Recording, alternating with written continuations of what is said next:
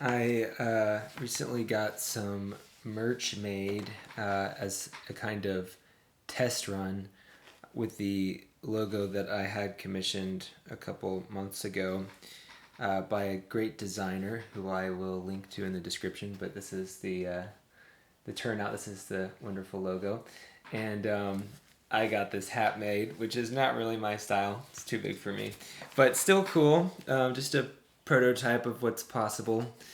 And yeah, I like the idea of producing merch with this word on it, microcosm, because it's something that we can all share in as our human potential.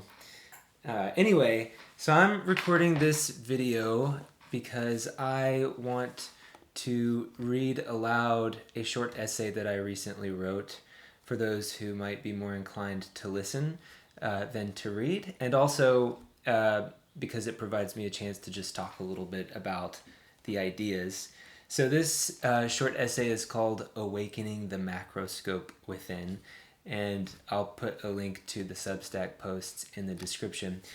But it is for the first meeting of the fourth reading cycle conducted by the Guild Urphenomen, which I co-facilitate and organize with Matt Siegel, and which we're calling a guild for spiritual science or spiritual research inspired by Rudolf Steiner's anthroposophy and Goethean science. So we've been doing these reading groups since, I believe, 2022. We started with Rudolf Steiner's The Riddles of Philosophy, and then we read The Philosophy of Freedom, and the last book we read was a lecture cycle given by Steiner, which is now called Interdisciplinary Astronomy. And now we are beginning occult science, and that the first meeting was Tuesday of this week, which was the 5th at 9 a.m. Pacific time, and it's free for anyone to join and participate. So if you're interested, I'll include a link to our Substack post for that as well, so you can join the Zoom meetings. But anyway, Matt and I and anyone else who volunteers to do so typically give like a short summary of the reading for the week. And since we just started occult science, what we were focused on this week were the prefaces. And so this essay is a kind of reflection on some things that Steiner, as well as the writer of the foreword, Matthew Barton, said of Steiner's methodology. But I'm also thinking with Owen Barfield in this essay, who was an anthroposophist and philosopher in his own right, and whose work my dissertation is focused on. If you don't know who I am, I have like a little video that I made recently doxing myself. My name's Ashton Arnoldy. Formerly, I was using this channel more as a kind of like synthesis of art and philosophy, but it was sort of like obscure, and I was going by also known as. But yes, in this recent video, I just expressed that I'm taking this project in a new direction with a new name, Microcosm, and also sharing my own name. I'm not trying to pretend like I'm some kind of character. So my name's Ashton Arnoldy, working on this dissertation in the Philosophy, Cosmology, and Consciousness program at the California Institute of Integral Studies in San Francisco. And without further ado, I'll read this essay and stop every now and then to comment on it. So, as I write, today marks the first meeting of the fourth Urphenomen reading cycle. And if you're not familiar with this term Urphenomen, Ur, like as in archetype or primal, it's a German word that Johann Wolfgang von Goethe coined to refer to in his we call gentle empiricism, at least that's the English translation, his participatory approach to science. The Urphenomen is like the primordial archetypal phenomenon that underlies all the other phenomena that we perceive. So we thought this would be a cool word to use to name our guild, because it just, in my perspective, foregrounds the transdisciplinary aspiration. So anyway, the fourth Urphenomen reading cycle, this time focused on occult science, a foundational text in the corpus of Rudolf Steiner. In his introduction to the text, Matthew Barton described its contents as issuing from the macroscope of Steiner's spiritual vision, a device the latter claimed to be endogenous to all human beings and which his anthroposophical method aims to actualize in its earnest practitioners. So I just love this idea of the macroscope, in contrast to a microscope.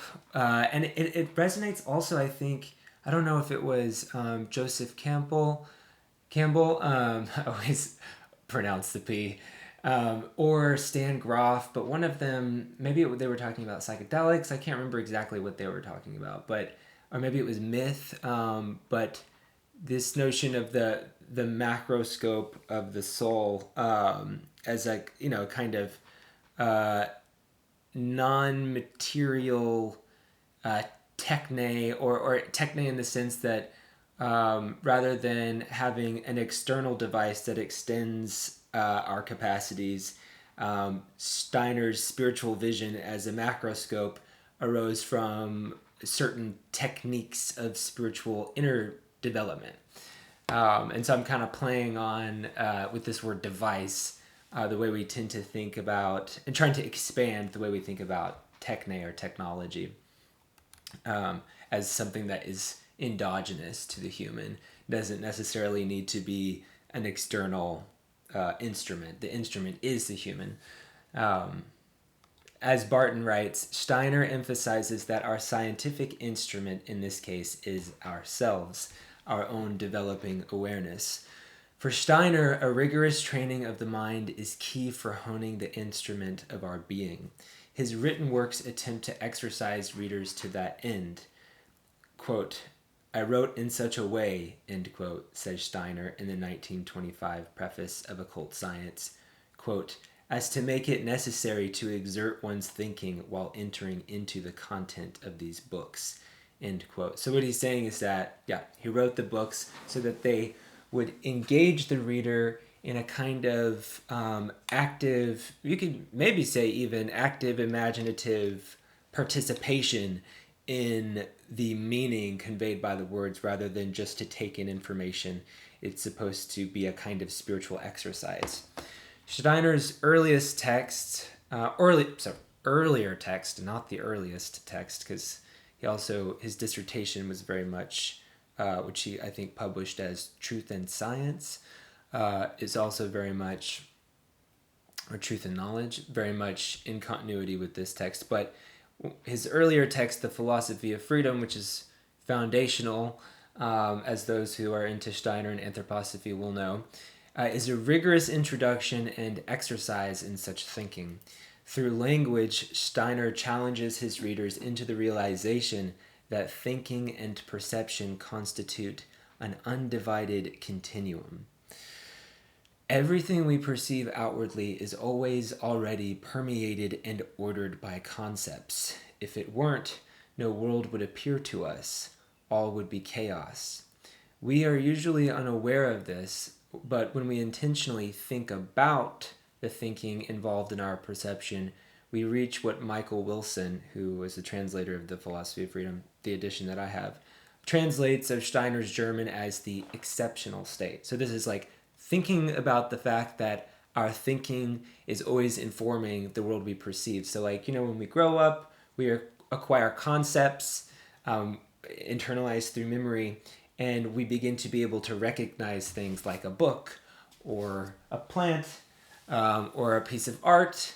And for Steiner, in contrast to certain materialistic conceptions of epistemology, where there's this idea that thinking doesn't really have anything to do with the real world. It's just a kind of secretion of our physiological processes. For Steiner, the thinking is thought, and this I think puts him in lineage with Plato and other thinkers after him, that thought or ideas are part of the world. So, like going back to when I was mentioning Goethe's, who also I believe is in continuity with Plato as a Neoplatonist, his Urphenomen is an idea, and so. In contrast to what we tend to think today, most of us, I would say, conditioned by the materialistic imaginary, for Steiner, thoughts come from without in a way, even though they alight within, from within, and we can expand our perception of the world by observing it attentively and allowing more concepts to come. So this will unfold further as I go. From here, the reader also discovers that rather than something we generate on our own, thinking is something we can participate in if we can be sufficiently receptive to its revelation through contemplative observation of what meets us initially at the end of perception. So you can think about thinking and perception as constituting an undivided continuum, and so they're like poles rather than in any kind of like dualistic setup. And so that they're kind of constantly undulating back and forth, or we're going back and forth between them. In contrast to thinking that is restricted to memory and sense perception, or what Steiner and Barfield both refer in various contexts to as brain thinking, the philosophy of freedom aims to induce living thinking in the reader and to thereby expand perception. For, as Steiner writes at the end of chapter 7, Are There Limits to Knowledge? That's the name of the chapter. In the 1918 edition, quote, the idea of percept developed in this book is not to be confused with the idea of external percept, which is but a special instance of it. Rather, percept here is taken to be everything that approaches man, or the human being, through the senses or through the spirit, before it has been grasped by the actively elaborated concept, which would be the thinking activity in this continuum, this pendulum swing. Senses, as we ordinarily understand the term, are not necessary in order to have percepts in soul or spirit experience. Such an extension of the meaning of percept is absolutely necessary if we are not to be prevented by the current sense of a word from enlarging our knowledge in certain fields. Anyone who uses perception to only mean sense perception will never arrive at a concept fit for the purposes of knowledge. So for Steiner and the philosophy of freedom, for what knowledge means to him, and I think this is very Hegelian, even though Steiner, I think, also goes further than Hegel, knowledge arises when what we meet as a percept without, and without can also be expanded in this expanded meaning of percept that he gives us to include like within soul experience. So we meet things within our soul experience that are not us, we could say, and so that is the percept. But it becomes knowledge once that percept has been irradiated with the actively elaborated concept. So once we like are able to recognize its meaning, you could say. And for Steiner and his like expanded, as we'll see, expanded epistemology or expansion of perception, especially in the anthroposophical register, as I understand it, when you penetrate is a word that we can use, but it kind of, it always feels a bit aggressive. I think commune, maybe, when you commune with that, with, I guess, what is behind the percept, that is tantamount for him. This experience of knowledge is an act of love and a kind of uniting with the being behind or expressing the percept. So I'll continue. So that's the end of that quote. With this expanded meaning of percept, Steiner paves the way for a closer rapprochement of thinking and perception, a kind of active resumption of the picture thinking characteristic of earlier modes of consciousness. Only this time it must be intentionally willed by the individual. So this notion of an earlier form of picture thinking we could think about as being expressed in the mythologies the world over, in like Egyptian hieroglyphics. I think that's a great expression. Any kind of like symbolic expression is a form of picture thinking. And before the emergence of logic and philosophy, which we can see around the world, not just in Greece, but maybe in a kind of, and this is, I think, Barfield and Steiner's argument, in a kind of pristine way expressed in the early Greek philosophers. Prior to that, there was this picture thinking, which was, you could think about as a way of understanding or feeling into what that mode of consciousness must have been like. The world itself was a kind of speaking image, or a series of images symbolizing concepts, as Barfield says in the rediscovery of meaning, I think, in that essay. So, but things have changed since then. For both Steiner and Owen Barfield, another name for this capacity of living thinking is imaginative perception, the cultivation of which leads further on to what Barfield called final participation, a concept that encompasses the horizon of spiritual development, the horizon of spiritual development laid out by Steiner throughout his works. Those further stages of participation, inspiration, and intuition, says Barfield, to which the systematic use of imagination may lead. So Steiner talked about the first step beyond like just regular sense perception is a kind of renewal of picture thinking in imaginative perception, which basically would consist in, if you were able to experience it, you could look at a plant and recognize in the image of the plant, in its appearance, in the different distribution of petals, of the flower, the color, the rhythm of its leaves, that it sort of images forth an activity that has a kind of meaning to it, maybe connected with planetary movements, which in turn might be imaging forth the activity of the gods. So that's just, and so to proceed beyond imagination is to deepen into like the gesture or the meaning being communicated by the image, and then ultimately to commune with the spiritual beings who are generating the activity, the non-phenomenal beings. That's at least how I understand it. Steiner's expanded from imagination, inspiration to intuition. And so this is like a vast horizon of developmental potential that Steiner lays out for human beings, and deep into the future. And as Barfield writes in Saving the Appearances, it is in the philosophy of freedom that the metaphysic of final participation is fully and lucidly set forth. So it's an important text. I forgot to include the quotes to mark the quotations, but you can see it in the essay, the post that I'll link below.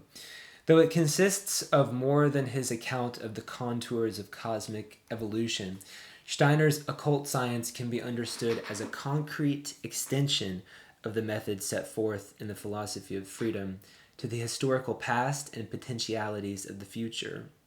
And this is especially what my dissertation is focused on, the evolution of consciousness.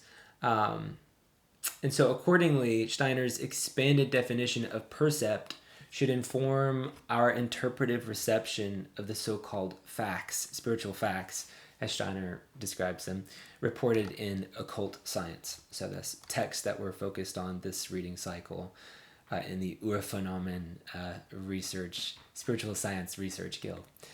I love to use the word guild. By putting his purported research into words, Steiner sought to give his readers a vicarious perception of non-phenomenal beings, so spiritual beings, spiritual activities, and past events that we can no longer register with our senses or with the technological extension of our senses, at least to the extent that we don't know about them. For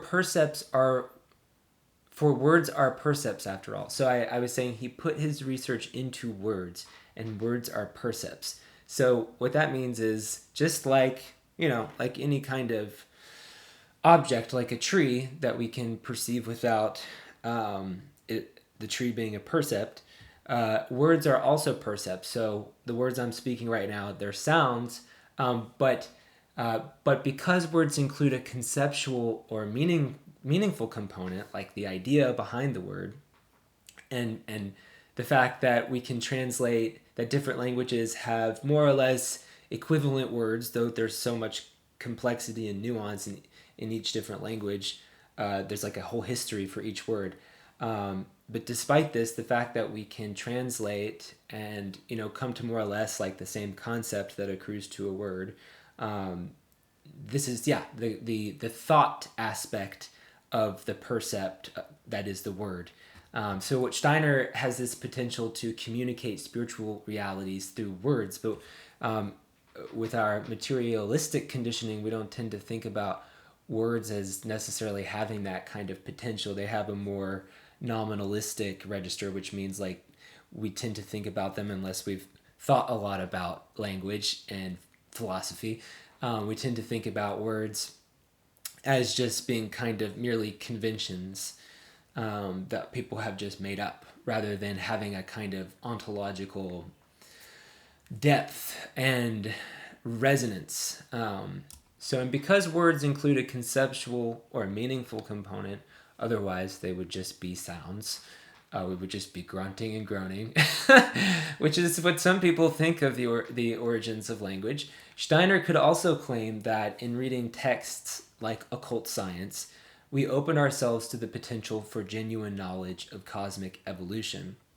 Unlike standard accounts of the prehistorical human past, Steiner's approach can be read as more consistent with the epistemological claims of classical and contemporary physics, given philosophical articulation by Kant. In other words, as Barfield writes, the participation of man's or the human being's own mind is involved in the creation or evocation of the phenomenal world. So again, this is the idea that the concepts that we have, that we acquire throughout our lifetime, inform our perception. So there's not a separation between our thinking and our perception. There is maybe a kind of superficial separation in our waking consciousness, but we also have an unconscious. Maybe we also have a superconscious. But the unconscious, our memory of the concepts that we've acquired throughout our life, is lying in wait and informing the world that we perceive. So Steiner, he will say in like the introduction to occult science, for example, and elsewhere, that a great preparation for coming to perceive spiritual realities is reading spiritual texts, and by rigorous researchers such as himself, as he will claim. And I do think he was rigorous, though I think he also made at least a few mistakes. So that's something to keep in mind. And he wanted us to be fellow researchers, not disciples of him. So that's not a bad thing, to acknowledge that he made mistakes. But anyway, so there's this potential for us to expand our perception by acquiring the concepts that are set forth in texts like occult science. And though this is integrating what Kant really insisted on, that our categories inform our perception of the world, it goes beyond Kant, because Kant insisted, or maybe just took for granted, that the categories that we have, the concepts that we have, they don't change. And so there's a kind of hypostasizing or a reification, or what's another way to put it? like a freezing in time of what is possible for humans to perceive. But because Steiner, since he was young, had spiritual experiences, he claimed that that Kant was wrong.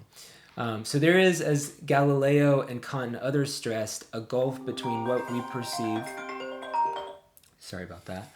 A gulf between what we perceive in everyday experience in the atomic or subatomic worlds modeled by physicists, what Barfield will refer to as the unrepresented or the particles. So this idea that, like, that's very common knowledge, that the world that we perceive through our senses is not the way the world appears to scientists who conduct, who look into subatomic quantum physics. It's not what it looks like. The microscopic world is not what the macroscopic world that we perceive looks like. So there's a gulf between what we perceive and the unrepresented world, because unperceived. That's not the world we perceive. In the introduction of Saving the Appearances, one of Barfield's, I would say his major text, if you're curious to get into Barfield, I would start there. That's where I started. In the introduction of this text, Barfield says that one of his major aims will be to remedy the omission of this gulf in the theorizing of other disciplines, in history, for example. So this is really interesting, though. Like in physics and the study of physiology, there's this emphasis on the fact that the human organism structures our perception. So again, the way that our human organism, and for Kant it was more than just the physical body, but the way our organism constructs the world is not what it looks like to the physicists. And so there's this gulf between those, but that's not taken into account in other disciplines such as history, where there's the assumption that the world that we experience in our everyday consciousness, and the kind of and even the character of our everyday mode of consciousness is the way it's always been. So the world as we experience it now, and the laws of nature that we can derive from our experience of the world as it is, over the last 500 years, there's this assumption that it's always been that way.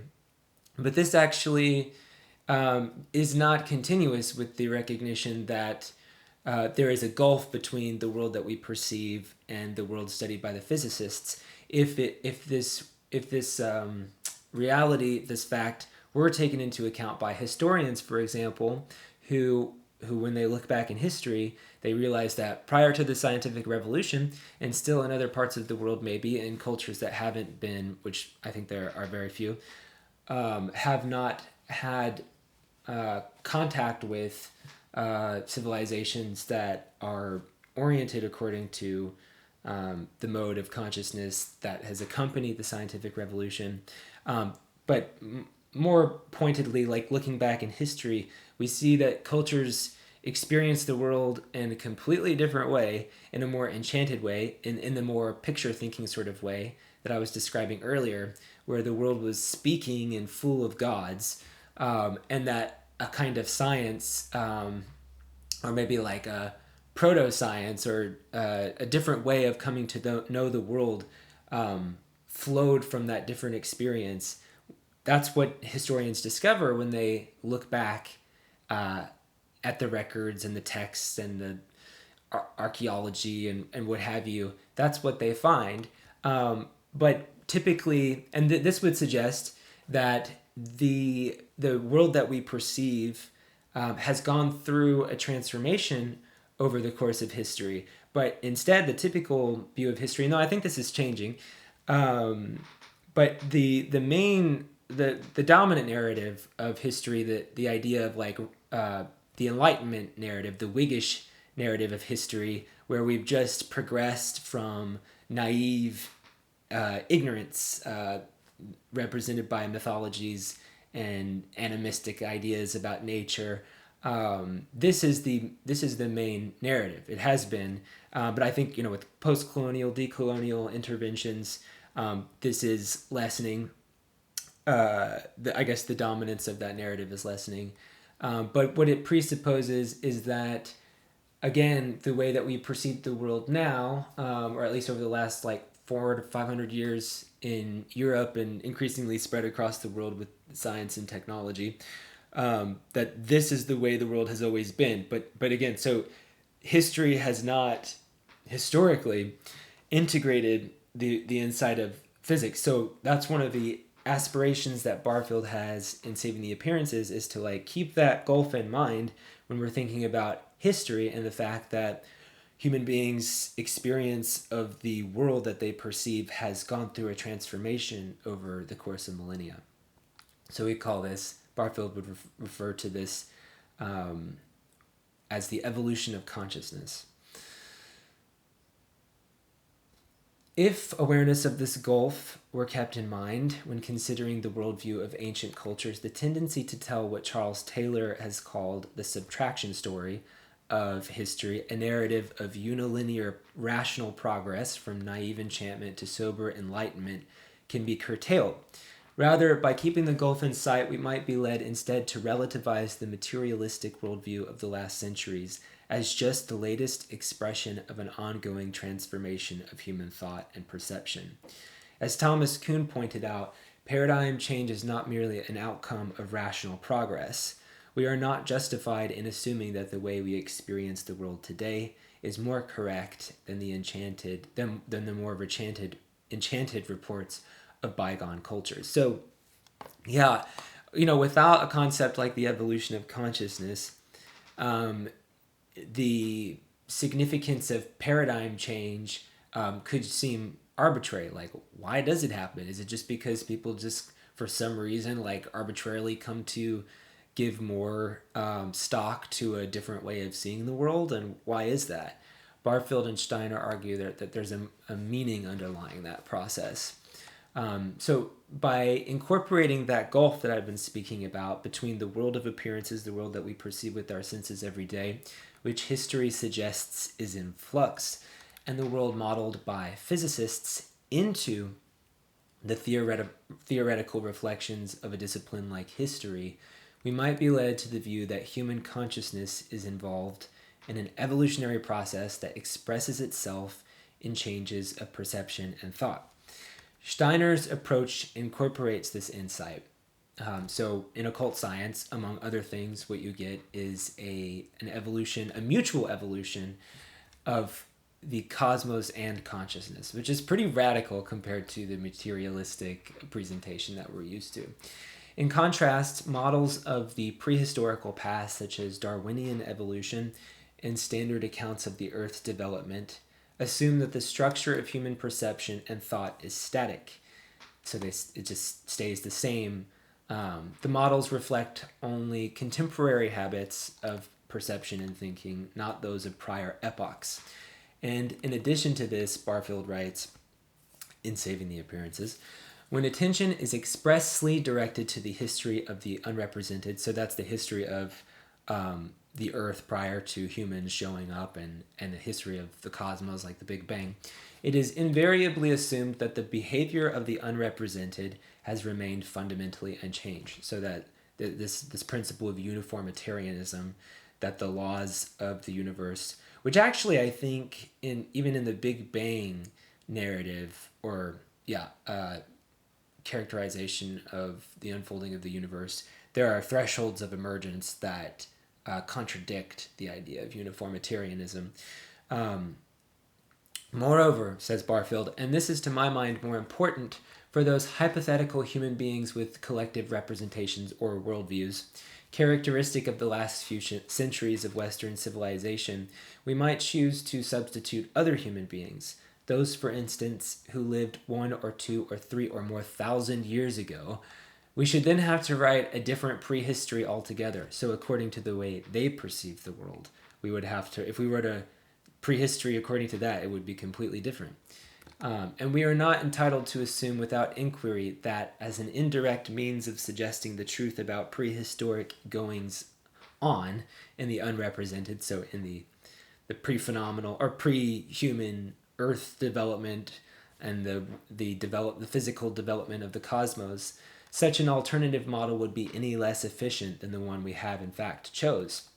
It might be very much so. End quote.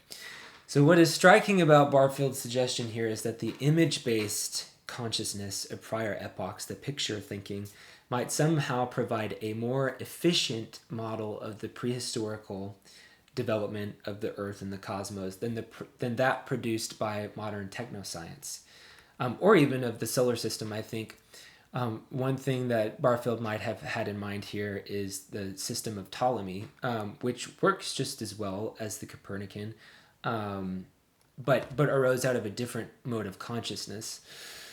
Such models, reflected in mythologies the world over, might be more efficient because they arise out of a more participatory consciousness, a form of consciousness wherein perception and thinking are more closely united, so that there's not this experience of separation of like the thinking that we today tend to think just happens inside of our heads and the world without that we perceive with our senses.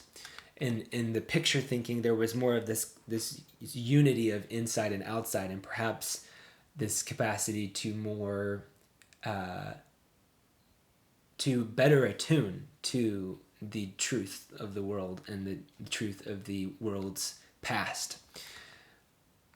But in criticizing prehistorical models that absolutize the more dualistic arrangement of contemporary habits of perception and thought, as well as models that presuppose the principle of uniformitarianism, that idea that the laws of nature currently operative have always been the same, Barfield is not merely saying such models have no value. Rather, he insists that they be recognized for what they are, models contingent on contemporary habits of thought and perception. As he writes, quote, even if the usual way of recording what, in the absence of man or humanity, was going on in the unrepresented, so what was going on in the earth, evolution, and the evolution of the cosmos prior to the emergence of humans, even if that must be criticized as a dubious extrapolation, the descriptions may still, as I have suggested, be valuable as notional models. What is important is to remember that that is all they are. Especially will this be the case if we should ever have to assess the merits of this approach against those of any other possible way of acquiring knowledge of the prehistoric past. For their nature is that of artificial imagery, and when the nature and limitations of artificial images are forgotten, they become idols. Interesting to think about, with all the beautiful images that we receive from technological devices like James Webb Telescope. Anyway, so as I write after this quote from Barfield, I surmise that it was Steiner's method of spiritual development in the view of cosmic evolution he claimed it could lead to that Barfield had in mind when he just referenced other possible ways of acquiring knowledge of the prehistoric past that we ought to consider. The difference between models like the Big Bang, which many treat as the truth rather than as a series of artificial imagery conveyed by language and instruments, different instruments, technological instruments, as a means to the truth rather than the truth. The picture Steiner presents in occult science is that the author, so the difference between that and the pictures that Steiner presents in occult science is that the author of the latter, of the Steiner, is conscious, even painfully so, of the fact that it consists of artificial imagery. So he's aware that, rather than idols to be worshipped, they are images intended to be participated by the reader. So the difference is, with the Big Bang and theories like that, what we're given is just like a truth that kind of remains external to us, where what Steiner's trying to present in occult science, even if it's not accurate, the idea behind it is significant, or the method or the intention that what we're reading when we read the spiritual history of the cosmos, of the earth and humanity in occult science, is something that we're meant to enter into and to bring it alive within us, and as like a deepening of potentially of our everyday perception, such that it could potentially expand what we're able to perceive right now and grow into our own our own capacity to research the spiritual history of the world, or to get caught up in the current, maybe to open ourselves to allow the cosmos to speak its history within our souls. So whether or not they're accurate is another question, one many of us may feel ill-equipped to answer. I certainly do. Even so, we should not shy away from employing a respectful hermeneutics of suspicion alongside that of the charitable approach many of us typically take to Steiner's claims. So what I'm saying here is that we should, at the same time that we're receptive to what Steiner's putting forth, we should also have a healthy dose of skepticism, of the critical thinking. We should not, for example, avoid scrutinizing Steiner's methodological claim to be free of influence when conducting and articulating his research. Should not take on faith his insistence that he was able, quote, able to eliminate such things completely while engaged on supersensible research. That's just a claim Steiner made, and I feel, is when I was referencing earlier that he made some mistakes. I think that he was influenced in some statements he made that we would describe as racist today, that this is a good example of Steiner being influenced by his time and other racial theories that preceded him, which the wonderful, Herder, I think also the philosopher Herder, was one of the first people to articulate, and I say wonderful, I think I haven't read much of Herder, but apart from like these unfortunate racist things that may be in his work, he also has bequeathed to us other really important ways of thinking. So we got to be able to like hold what's good about certain thinkers alongside what we ought to criticize in them. So anyway,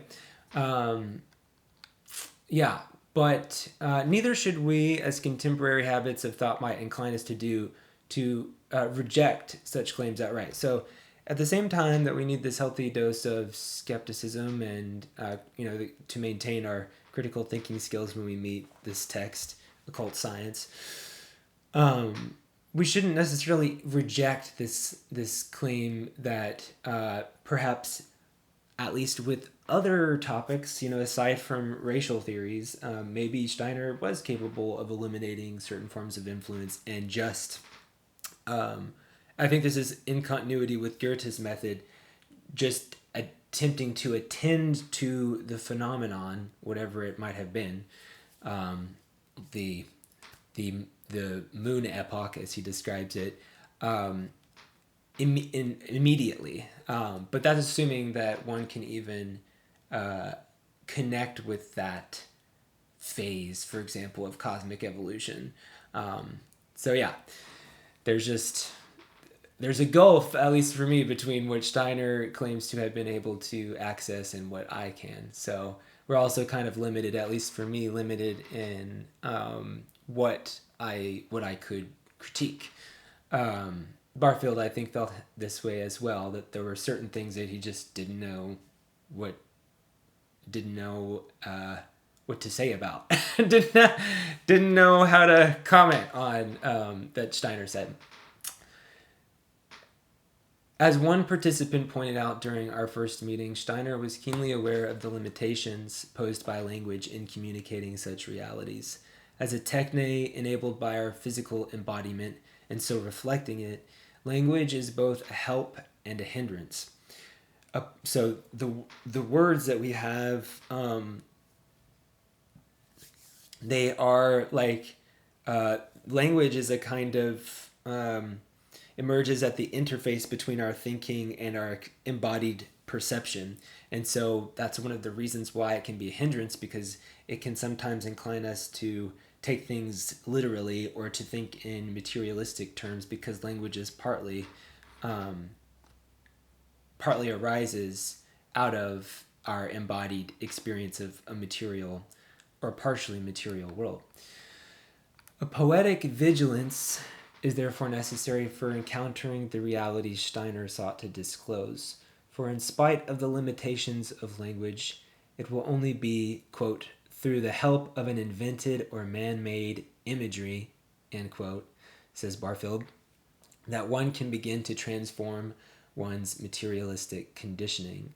So the poetic vigilance is kind of in continuity with what I was just describing. We need to not, we need to be aware that Steiner in his writing was employing words in the effort, and we also as English speakers are reading a translation, using language in a way with the aspiration to evoke spiritual experience or lead us into an experience that is not that is beyond sense perception.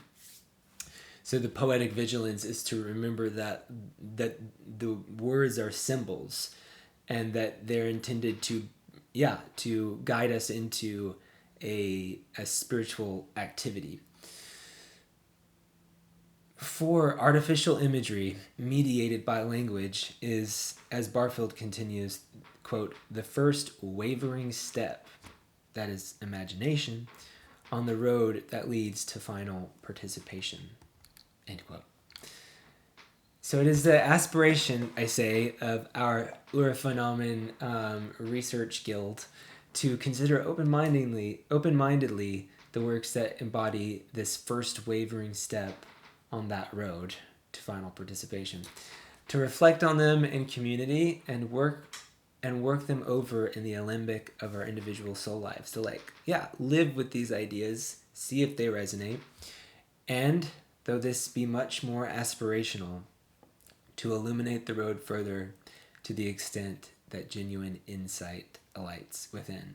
So, as Steiner called us, to be fellow researchers and not just disciples. And so that's the end of the essay. Hope you enjoyed this elaboration of it. And if you have any questions, please do leave a comment or any thoughts, any criticisms. Those are welcome too. And I look forward to engaging with you. Thanks for your time.